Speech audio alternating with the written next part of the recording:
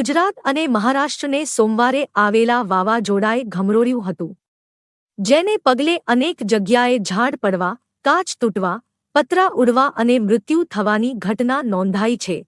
બીજી તરફ વડોદરા આરટીઓમાં સેન્સરમાં વરસાદને પગલે પાણી ભરાતા ફોર વ્હીલરનો ટેસ્ટ ટ્રેક 3 દિવસથી બંધ છે. સિસ્ટમ રિપેરિંગ માટે અમદાવાદ મોકલાઈ છે. આગામી કેટલા દિવસ બાદ ટ્રેક ચાલુ થશે તે સત્તાધીશો માટે પણ કહેવું મુશ્કેલ છે.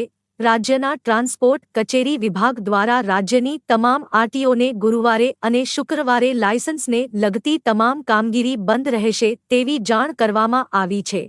સારથી સોફ્ટવેરમાં અપડેશન હોવાથી લાયસન્સનું કોઈપણ કામ ઓનલાઈન કે ફિઝિકલ થઈ શકશે નહીં. આ સાથે જ ટેસ્ટ લેવાની કામગીરી પણ થઈ શકશે નહીં. વડોદરા આરટીઓમાં અંદાજે રોજના 400 ઉમેદવાર ટુ વ્હીલર અને ફોર વ્હીલરના લાયસન્સ માટે આવી રહ્યા છે, ત્યારે તેમને 5 દિવસથી ખોટકાયેલી સિસ્ટમનો ભોગ બનવું પડ્યું છે. વડોદરા આરટીઓ દ્વારા જણાવ્યા મુજબ અગાઉથી ઉમેદવારોને એસએમએસથી જાણ કરાઈ છે. રાજ્ય સરકારે 2 દિવસ લાયસન્સનું કામ બંધ રાખવા જાહેરાત કરી છે.